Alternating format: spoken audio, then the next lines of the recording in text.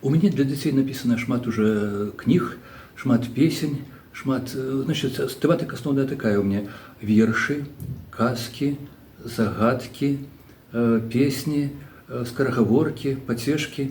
Вось кнігі, конечно, асноўна ўходзяць для дзяцей, пішу і для дарослых таксама. І вось асноўная тэматыка іх, я б сказаў, што сучаснае жыццё на першым месцы, напэўна. Дзіцячаму пісьменніку падказвае творчая фантазія. Скажем, вот я напісаў вялікую такую казку-паэму пра ката-марахода, пра беларускага ката Васіля, які ажыццявіў кругасветнае падарожжа. Недаўно напісаў працяг гэтай казкі, называецца «Вяртанне ката-марахода». Ён ажыццявіў кругасветнае падарожжа, вярнуўся на радзіму Беларусь, таму што ён патрыёт сваёй радзімай Беларусі, вельмі любіць сваю радзіму, але такі непаседа, рюкзак за плечы, пайшоў вандраваць па роднай Беларусі. Вось я трымаю такія кніжачкі самыя новыя. Адна называецца «Вавёркі лушчыць зоркі». Мастацкай літаратуры выйшла, аднак выйшла «Загадка розуму зарадка».